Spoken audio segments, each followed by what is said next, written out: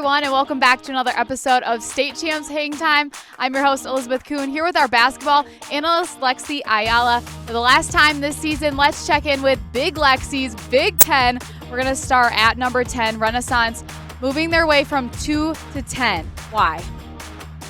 Well, Liz, Renaissance dropped a big game to Ann Arbor Father Gabriel Richard, 52-53. And I just had a feeling when point guard Nevaeh Otis went down that Renaissance might not be able to battle through some of these tough teams, the best teams in the state, so I had to move them down to number 10. I still think that Renaissance should cruise through their districts, but they will meet Farmington Hills Mercy if these games play out how I think they will in the first round of regionals. And then I believe Grosse Pointe North will cruise through their districts to meet either Renaissance or Mercy in the regional finals. All right, moving on to number 9, Hazlitt. Their only loss is to one of your top 3 teams, Rockford. Why are they sitting at number 9? I had to put Hazlitt at number 9 because I thought that the game against Rockford could have been a lot tougher of a battle, but they lost 53-36.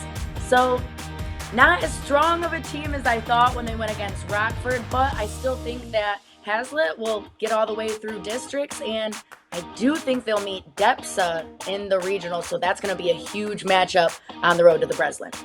All right, sitting at number 7, Chelsea, and number 8, Ann Arbor Father Gabriel Richard. A huge matchup on Wednesday. Lexi, what'd you think of that one?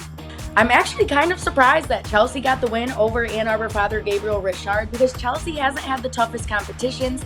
Though they haven't lost to an in-state team yet, they haven't had a big battle until Wednesday. So to see that Chelsea has what it takes against a team that is battle-tested, they could go far on the road to the Breslin. But to already have one of my Big Lexi's Big Ten teams kicked out in districts is crazy. But this means that they're going to continue to have their work cut out for them when they face who I'm predicting as Hazlitt in the first round of regionals, and they're going to have Detroit Edison waiting for them in the regional finals. All right, at number 6, Lake Fenton, and for the 4th time this season, they're going to be up against Goodrich. Lexi, why have they faced each other so many times? Oh my gosh, I mean, this is a rivalry right here. And for a 4th time, 3rd time wasn't the charm for Goodrich, but it did come down to a buzzer beater game winner by freshman Kendall Smith. So Goodrich might just have their work cut out for them, but they could get this win, a huge upset against Lake Fenton, even though they've lost to them 3 times already. If they get this one win in the time that matters most in the tournament, that sets their whole season. Lake Fenton versus Goodrich in the district finals is what I'm predicting, and I believe the winner of that game will have a fast track to the Breslin. That is until they play West Catholic in the state semifinals. And sitting at number 5, Carman Ainsworth. They're going to be playing a really tough Grambling team. They've already met up once this season. They have, and that meetup, it continued Carman Ainsworth's undefeated season, but they only won by 2 against Grand Blanc. So when all the marbles are on a game like the district finals, anything could happen. This is going to be a huge game to see if Carman is really as good as we think they are. And sitting at number 4, Detroit Edison. Lexi, what do you think is going to be their toughest matchup on the road to the Breslin? I think Detroit Edison's easily going to become district champions yet again, but that's not good enough for Detroit Edison. They're 4-time state champions, so they're going to want to get all the way to the Breslin. But first, they're going to have a big matchup. I'm predicting in Hazlitt in the regional semifinals. All right, moving on to our top 3. Rockford sitting at number 3. What makes their district so tough? Rockford has a really tough district. There's just a lot of good teams in their district. There's a lot of different ways and scenarios this could shake out, but I predict that Rockford's going to beat Lowell in the district finals, and then they would move on to win over Hudsonville in the first round of regionals to potentially face, I'm picking Byron Center in the regional finals if Byron Center can pull off some big upsets against East Kentwood or East Grand Rapids with Michigan commit Macy Brown. But Rockford, one of the toughest regions on the road to the Breslin, they're going to have their work cut out for them.